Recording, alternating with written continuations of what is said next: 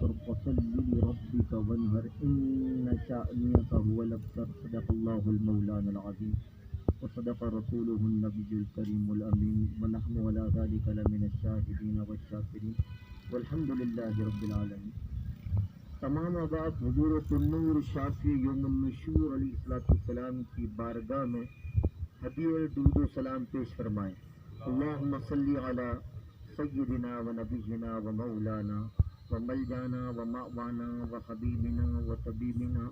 و غوثنا و غیاثنا و مغیثنا و مغیثنا و قطبنا و فریدنا و نظامنا و سراجنا و منیرنا و اشرفنا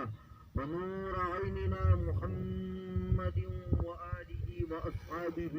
وآل بیتہ وعلماء امتہ واولیاء ملتہ والشہداء محبتہ اجمعین. نہایت ہی واجب الاحترام حاضرین و سامعین اکرام، الحمدللہ یہ شب ولادت ہے حضور علیہ السلام رحمت للعالمین کی آمد کی رات کا دن ہے.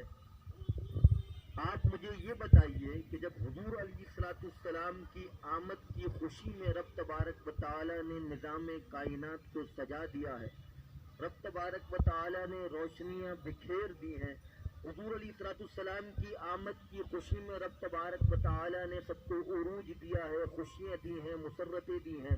اللہ تبارک و تعالی نے مقامات عطا فرمائے ہیں، پست کو بالا کر دیا ہے. اللہ تبارک و تعالی نے جو عورتیں جن کو مقام نہیں تھا ان کو مقام دلا دیا ہے، سب کو عزتیں دلا دی ہیں، امت کا ہمیں سردار بنا دیا ہے. تو جب حضور علیہ السلام کی آمد کی خوشی کا معاملہ ہوگا تو ہم حضور کی ولادت زور و شور سے منائیں گے. اور جب حضور علیہ السلام کی ناموس کا مسئلہ آئے گا تو یاد رکھنا، اگر ولادت مصطفیٰ منائی ہے نا تو اس کا حق ناموس سے مصطفیٰ کے دفاع کے لیے نکلو کو جب ادا ہوگا. اگر آپ نے ولادت منائی مگر ناموس کا وقت آیا تو نہیں نکلے تو یہ ولادت منانا آپ کے کام نہیں آئے گا. آپ نمازیں پڑھ رہے ہیں، حضور کی محبت میں عبادتیں کر رہے ہیں، روزے رکھ رہے ہیں اور یہ دعویٰ بھی کر رہے ہیں حضور سے محبت کرتے ہیں،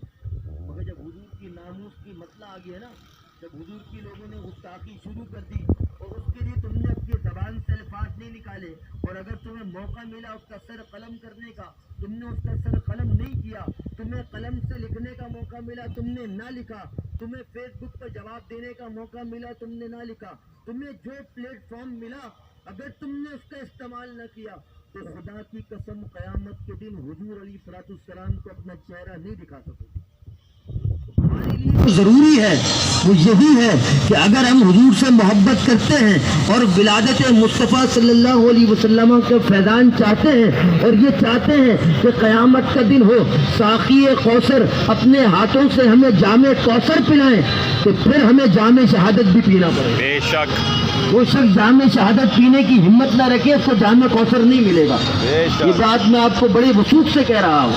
یہ کیسی محبت ہے کہ ہم کہیں تو کہ حضور کے لیے ہم سب کر سکتے ہیں اور موقع ہے تو گھر سے نکلنے کی ہمت نہ کریں. بے شک ہم یہ تو کہہ سکتے ہیں حضور کے لیے سر کٹا دیں گے، مگر جب ہم بلائیں کہ آؤ سر کٹانے کا وقت آ گیا ہے تو اس وقت ہم گھر میں بیٹھ جائیں اور ہمیں یاد آ جائے کہ ہمارے چھوٹا بچہ بھی گھر میں. یار جب حضور سے محبت ہو جاتی ہے نا تو پھر سب کچھ ان کے نام پر قربان کر دیا جاتا ہے. خدا کی قسم ایک بار حضور کے نام پر قربان ہو کے دیکھ لو، تمہارے بچوں کو بھی وہ عزت مل جائے گی جو کائنات میں کسی کے بچوں کو نہ ملی. تو حاجی صاحب کے بچے کی عزت دیکھی ہے نا، آپ کا بھی بچہ ہے، میری بھی بچی ہے، وہ عزت نہیں ہے. وہ عزت ایک ناموس سے مصطفیٰ کا دفاع کرنے والے کی اولاد کی ہے. وہ عزت ایسے نہیں مل جاتی. تم نے حضور کے نام پر اس بچے کو نہیں دیکھا، آج یہ وقت ہے کہ امت اس بچے کے بوسے لے رہی ہے، اس کے ہاتھ کے بوسے لے رہی ہے. زندہ باد زندہ باد زندہ باد زندہ باد زندہ باد. سرتن سے جدا، سرتن سے جدا، سرتن سے جدا. آپ جانتے ہیں کہ روایات کثیرہ اس مسئلے پر موجود ہیں. جو حضور علیہ السلام کی شان میں گستاخی کرے صحابہ کا اجماع ہے تو اس کا سر تن سے جدا کر دیا جائے. اور صحابہ کے بعد اگر آپ دیکھتے ہیں جماعت ائمہ میں تو چاہے مسلک امام اعظم ابو حنیفہ ہو، چاہے مسلک امام مالک ہو، چاہے آپ فقاہت کے اندر امام شافعی کے در پہ چلے جائیں، چاہے امام احمد بن حنبل کے در پہ چلے جائیں، سب کا فتویٰ یہی ملے گا کہ گستاخ نبی کی ایک سزا سرتن سے جدا، سرتن سے، یعنی کسی نے اس مسئلے میں رعایت کا معاملہ رکھا ہی نہیں ہے۔ ہاں، اور ایک مسئلہ اور اس پہ بیان کر دوں کہ جب ریاست قائم ہو تو ایک فتویٰ یہ ہے کہ عوام کو اجازت نہیں کہ وہ ایسا کام کرے کہ خود قانون ہاتھ میں لے لے، اور مگر اب اس پہ فتوے کی وضاحت دیکھیے گا، کسی کو اجازت نہیں کہ وہ قانون ہاتھ میں لے لے، اگر کسی نے قانون ہاتھ میں لے لیا تو اب تو شریعت کہتی ہے اگر کسی نے اشتعال میں آ کر جس نے حضور علیہ السلام کی گستاخی کی، اس نے محبت میں کھڑا ہوا، اس نے کہا قانون میں نہیں مانتا مگر ابھی میں اس کا سر قلم گر کر دوں گا سر سے، اس نے ایسا کر دیا تو شریعت کہتی ہے اس کی کوئی سزا نہیں ہے۔ سبحان اللہ، اس کی کوئی سزا نہیں ہے، شریعت کہتی ہے وہ بڑی ذمہ ہے۔ اس کی مثال دوں، اگر آپ کی ماں بہن بیٹی کی عزت پہ کوئی ہاتھ ڈالے، آپ کے جذبات منتشر ہو جائے اور آپ جذبات میں آ کے اس کو قتل کر دیں، قانون کہتا ہے کہ آپ کے لیے کوئی سزا نہیں ہے۔ اللہ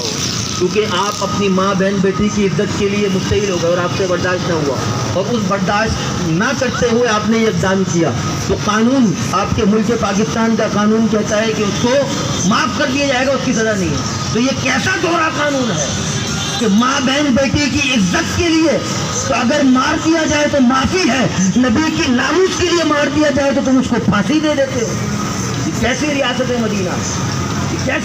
مدینہ، کیسا دوہرا قانون ہے؟ ہماری ماں کی عزتیں، ہماری عزتیں، ہمارا سب کچھ میرے نبی کی ناموس پہ قربان ہے، بے شک ہمارا سب کچھ ان پہ قربان ہے، اور جب ہم سب کچھ ان پہ قربان کر دیں گے تو پھر ہمیں بتائیے ہمیں اللہ تبارک و تعالیٰ کے حبیب کتنا اجر عطا فرمائیں گے۔ اور طاق رسول کا معلوم آپ کو، خانہ کعبہ کا معاملہ یہ ہے حضرت کہ جو شخص حدود حرم میں داخل ہو جائے، حرم ایک بہت بڑا علاقہ ہے جو میقات کے مابین ہے، یہ بہت کئی کلومیٹر کا علاقہ ہے، خالی خانہ کعبہ کا وہ حدود نہیں جہاں مسجد ہے وہ نہیں، یہ کافی طویل علاقہ ہے، کئی کلومیٹر پہ محیط یہ علاقہ ہے۔ اس علاقے کے اندر شکار کرنا حرام ہے، شکار نہیں کر سکتے، درخت نہیں کاٹ سکتے، حالت احرام میں دم واجب ہو جاتا ہے، یہ سب منع ہے، سب کچھ یہ منع ہے۔ ترکی دور کی حکومت میں بھی جب معاملہ ہوا تھا نا، جب ترکیوں پر حملہ کر کے خانہ کعبہ لیا جا رہا تھا تو وہ اس لیے ہتھیار نہیں ڈالے کہ ہم اس سے خون نہیں بہا سکتے، اس لیے انہوں نے جانے کی محبت میں نا، مگر گستاخ رسول کے معاملہ بالکل مختلف ہے۔ شریعت اتنی سختی کر رہی ہے، گستاخ رسول کا حکم یہ ہے کہ اگر وہ کعبے کے خلاف سے بھی لپٹ جائے تو اس کو وہی مار دینا چاہیے۔ سبحان اللہ، شریعت کا حکم وہاں مختلف ہے کہ اگر گستاخ رسول کعبے میں پناہ لے لے تو اس کو وہی مار دیا جائے۔ کیوں؟ کیونکہ گستاخی رسول سے بڑا کوئی جرم نہیں ہے۔ حضرت نماز چھوڑ دے گئے نا تو حضور کی شفاعت انشاءاللہ بچا لے گی، مگر ناموس مصطفیٰ کا سمجھوتا کر کے حضور کی شفاعت کام نہیں بتا رہا ہوں۔ حضور کی شفاعت کس منہ سے حضور کی بارگاہ میں جاؤ گے؟ حضور کہیں گے میرے لیے باتیں ہو رہی تھی، تم کیا کر رہے تھے؟ تم اپنے گھر دیکھ رہے تھے، تم اپنا گھر بار دیکھ رہے تھے۔ تو معلوم یہ ہوا کہ حضور سے ناموس کے لیے نکلنے سے بڑھ کر کوئی عظیم عبادت ہی نہیں ہے، سب عبادتیں بعد میں ہیں، سب سے بڑی عبادت حضور کی ناموس کی تحفظ ہے، اس کے لیے نکلنا ہے، اس سے بڑی کوئی عبادت نہیں ہے۔ نمازیں تو کئی لوگ پڑھ رہے ہیں، روزے تو کئی لوگ رکھ رہے ہیں، مگر یہ سرکار نے جن کو چن لیا ہے وہ سرکار کے ناموس کے لیے نکل رہے ہیں۔ یہ حقیقت بتا رہا ہوں، نمازیں مسجد میں نمازی مل رہے ہیں، مگر میں نے ایسے نمازی بھی دیکھے جو ناموس کے لیے نہیں نکل رہے، میں نے ایسے روزے دار بھی دیکھے جو راتوں کو عبادت کر رہے ہیں مگر ناموس کے لیے نہیں نکل رہے،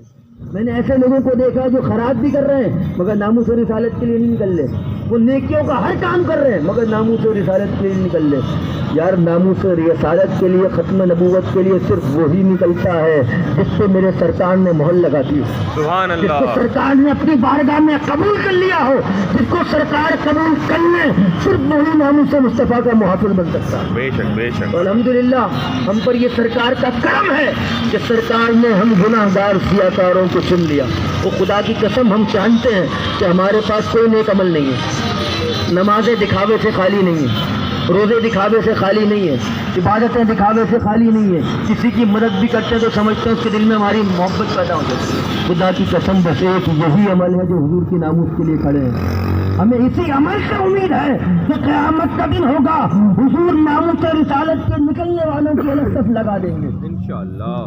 حضور الگ صف لگا دیں گے اور کہیں گے میرے ان دیوانوں کو الگ کر دو، کیونکہ یہ وہ دیوانے ہیں کہ انہوں نے میرے لیے سب کچھ قربان کر دیا اور نعرہ لگا دیا کہ انہیں مانا انہیں جانا، میں رکھا غیر سے کام، ہم نے دنیا سے مسلمان گیا۔ سبحان اللہ، اللہ اکبر، یا رسول اللہ، زندہ باد زندہ باد زندہ باد، لبیک لبیک یا لبیک لبیک لبیک یا رسول اللہ، لبیک لبیک لبیک یا رسول اللہ۔ آخر میں آپ کو صرف ایک وصیت کروں گا کہ حضور کی امت گناہ گار ہو سکتی ہے، غدار نہیں ہو سکتی۔ اللہ اللہ، وفاداری مصطفیٰ کے لیے آپ سب کو ایک ہی نصیحت ہے کہ جب بھی علماء بلائیں ناموس رسالت کے مسئلے میں سب کچھ چھوڑ کے نکل جائیں، اور جب تک اٹھنا نہیں جب تک علماء نہ کہ، کیونکہ ہمارا نقصان بتاؤں کیا ہوتا ہے، ہم علماء کو بتاتے ہیں مسئلہ، ہم جا کے بیٹھتے ہیں، دکھاتے ہیں اکثریت، مگر جب پیچھے ہٹ رہے ہوتے ہیں تو وہاں سے دوسرا معاملہ ہو جاتا ہے۔ پیچھے جب تک نہیں ہٹنا جب تک ہم اپنے تمام معاملات پورے نہ کر لیں، جب تک علماء نہ کہہ دیں بس اب اٹھنے کا وقت آ گیا، اٹھ جاؤ، اور ایک عہد کر لو کہ اب دنیا ادھر سے ادھر ہو جائے، ہم فرانس کی اشیاء کا ہمیشہ بائیکاٹ کریں، انشاءاللہ، ابھی کے لیے نہیں کہ آج میں بائیکاٹ کر رہا ہوں کل وہ معافی مانگ لے، پھر کوئی معافی نہیں ہے۔ یاد رکھنا گستاخی مصطفیٰ کی کوئی معافی نہیں ہے، تمام مسالک کے اربعہ میں دیکھ لیجئے، فتویٰ یہی ہے کہ ایک آدمی نے حضور کی شان میں گستاخی کر دی، اب وہ آ کے معافی مانگ بھی لے تو اس کا سر سجا کر دیا جائے گا۔ میں آپ کو اس پہ ہزاروں روایتیں اور کئی فتاویٰ دکھا سکتا ہوں کہ اس معاملے میں کوئی گستاخی نہیں ہے، گستاخی کے معاملے میں کوئی معافی ہے ہی نہیں۔ وہ کہتے ہیں کہ گستاخی کر لی، اب تم نے معافی مانگ لی، اس کی سزا قتل ہے، ہم تمہارا سر کاٹ دیں گے، باقی قیامت میں اب تمہارا اور حضور کا معاملہ ہے۔ سبحان اللہ، اس معاملے میں اتنی سختی ہے، اسی لیے آپ لوگوں کے لیے ضروری ہے کہ اب کچھ بھی ہو جائے، فرانس کی حرکتیں ہمیشہ سے کرتا آ رہا ہے، تو آپ سب کے لیے ضروری ہے کہ اس کو دوبارہ اس طرح ختم کریں کہ اس کی معیشت کو بٹھا دیں۔ یہ انشاءاللہ، اپنی معیشت کی طاقت ان کا پیسہ ہے، ان کا پیسہ نہیں ہوگا، یہ کھانے کو نہیں ہوگا، یہ نکل نہیں پائیں گے، اسی لیے ہمارے لیے ضروری ہے کہ ہم ہمیشہ ہر اس ملک سے بائیکاٹ کریں کہ جو حضور کی اہانت کا ساتھ بھی دے رہا ہو، جو فرانس کو سپورٹ کرے ہم اس کا بھی ساتھ نہیں دیں گے، یہ بھی آپ عہد کریں، اگر فرانس کو کوئی ملک سپورٹ کرتا ہے تو ہم اس ملک سے بھی بائیکاٹ کر دیں گے۔ انشاءاللہ، جو گستاخ رسول کو سپورٹ کرے گا ہم اس کو بھی گستاخ رسول مانیں گے، انشاءاللہ، جو اس کے کفر میں شک کرے گا علماء نے فرمایا وہ بھی کافر ہے، وہ کافر ہے، تو ہم کافر نہیں ہیں، مصطفیٰ جان رحمت کے وفادار۔ ہمارے جو سر ہیں یہ نبی کے کٹنے کے لیے ہے، نبی کے نام پر کٹنے کے لیے ہے، اور الحمدللہ ہم اپنا سب کچھ قربان کر دیں گے، سب کچھ حضور کے نام پر قربان کر دیں گے، اپنی نسلیں حضور کے نام پر قربان کر دیں گے، اپنا جان و مال سب کچھ حضور کی عزت و ناموس پر قربان کر دیں گے۔ اللہ اکبر۔ اسی لیے ہمارے لیے میرے بھائیوں ضروری ہے کہ ہم علماء کا ساتھ دیں، علامہ خادم حسین رضوی صاحب دامت برکاتہم العالیہ کا ساتھ دیں، جیسی حضور کال دے اور بتا دیں کہ اب نکلنے کا وقت ہے تو ہم پر واجب ہو جائے گا نکلنا، اور اس وقت بیٹھنا ہماری اوپر ضروری نہیں رہے گا، بیٹھیں گے تو گناہ گار ہوں گے۔ اسی لیے اپنے ایمان کا تحفظ چاہتے ہو، ایک بات یہ بتا دوں، جو حضور کی ناموس کے کام پہ نکل جاتا ہے خدا اس کا خاتمہ ایمان پر ہوگا۔ اللہ اللہ، جو حضور کے لیے نکل گیا نا، ختم نبوت کے لیے، جو حضور کی ناموس کے لیے نکل گیا، وہ کیسا ممکن ہے کہ بے ایمان مر جائے؟ ممکن ہی نہیں ہے۔ جو حضور کی ناموس کے لیے نکل جاتا ہے اللہ اس کا ایمان پر خاتمہ فرماتا ہے۔ اللہ تبارک و تعالی ہمیں علماء کرام کا ادب کرنے کی اور ان کا ساتھ دینے کی توفیق عطا فرمائے۔ تحریک لبیک یا رسول اللہ کا بھرپور ساتھ دیجیے۔ اللہ تبارک و تعالی ہم سب کی اس حاضری کو قبول فرمائے۔ وآخر دعوانا الحمدللہ۔